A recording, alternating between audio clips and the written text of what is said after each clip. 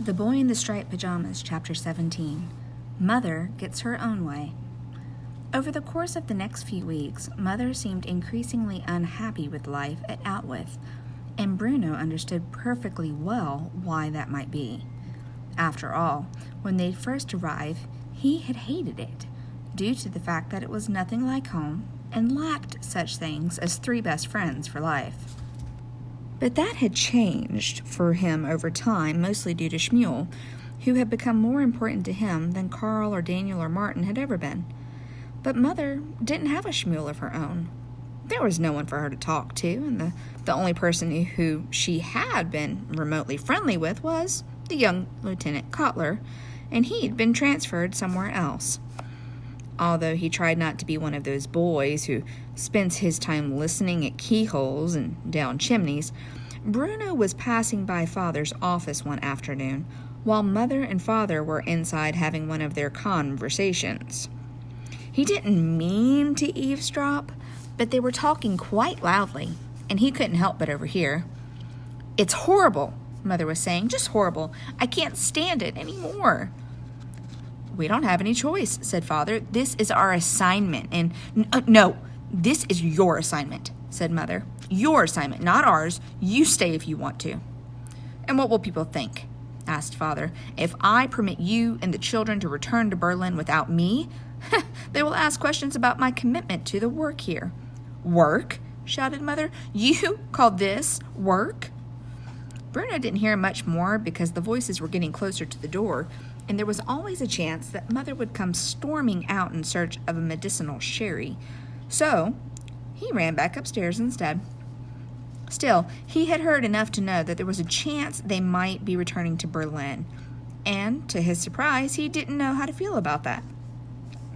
There was one part of him that remembered that he had loved his own life back there, but so many things would have changed by now.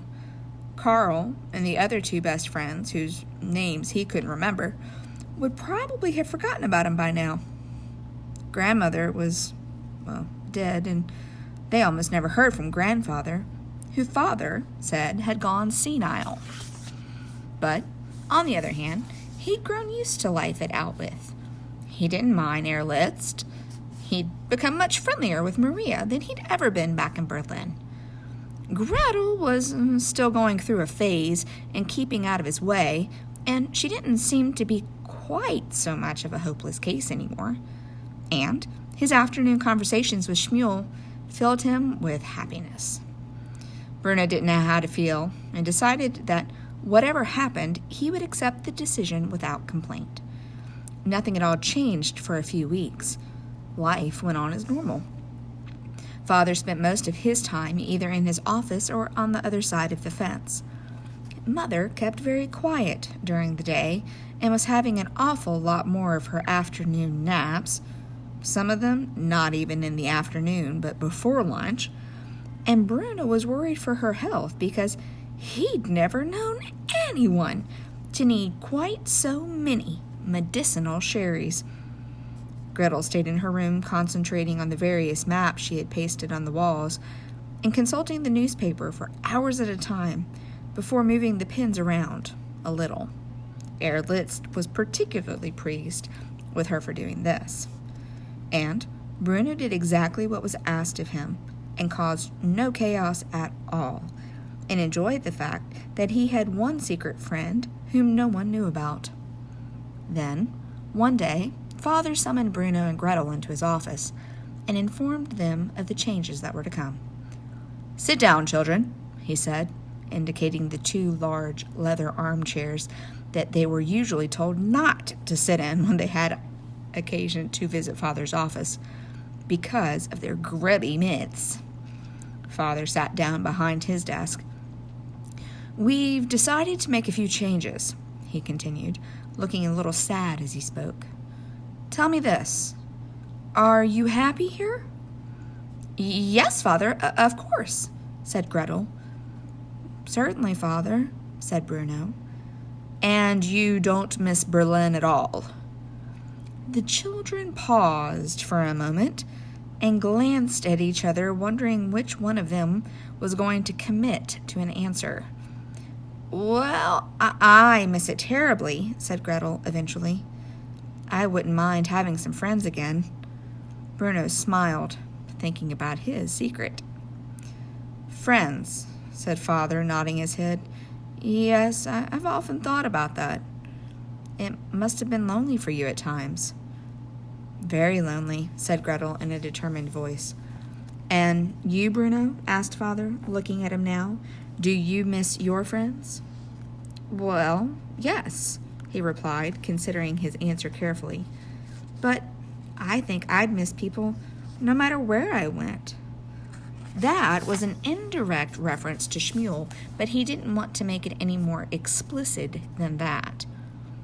But would you like to go back to Berlin? Asked Father, if the chance was there. All of us? Asked Bruno. Father gave a deep sigh and shook his head. Mother and Gretel and you, back to our old house in Berlin. Would you like that? Bruno thought about it. Well, I wouldn't like it if you weren't there, he said, because that was the truth. So you'd prefer to stay here with me? I'd prefer all four of us to stay together, he said, reluctantly including Gretel in that, whether that was in Berlin or Outwith. Oh, Bruno, said Gretel in an exasperated voice, and he didn't know whether that was because he might be spoiling the plans for their return, or, well, because according to her, he continued to mispronounce the name of their home. Well, for the moment I'm afraid that's going to be impossible, said Father. I'm afraid that the Fury will not relieve me of my command just yet. Mother, on the other hand, thinks this would be a good time for the three of you to return home and reopen the house. And, when I think about it, he paused for a moment and looked out of the window to his left, the window that led off to a view of the camp on the other side of the fence. When I think about it, perhaps she is right. Perhaps this is not a place for children.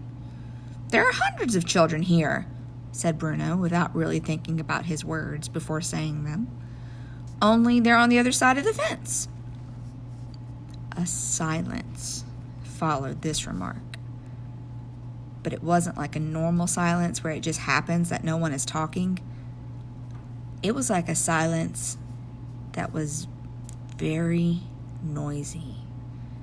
Father and Gretel stared at him, and he blinked in surprise. What do you mean there are hundreds of children over there? Asked Father. What do you know of what goes on over there? Bruno opened his mouth to speak, but worried that he would get himself into trouble if he revealed too much. I can see them from my bedroom window, he said finally. They're very far away, of course, but it looks like there are hundreds, all wearing the striped pajamas. The striped pajamas. Yes, said Father, nodding his head. And you've been watching, have you? Well, I've seen them, said Bruno. I'm not sure if that's the same thing. Father smiled. Very good, Bruno, he said. And you're right, it's not quite the same thing. He hesitated again and then nodded his head as if he had made a final decision. No, she's right, he said, speaking out loud but not looking either at Gretel or Bruno. She's absolutely right. You've been here long enough as it is. It's time for you to go home. And so the decision was made.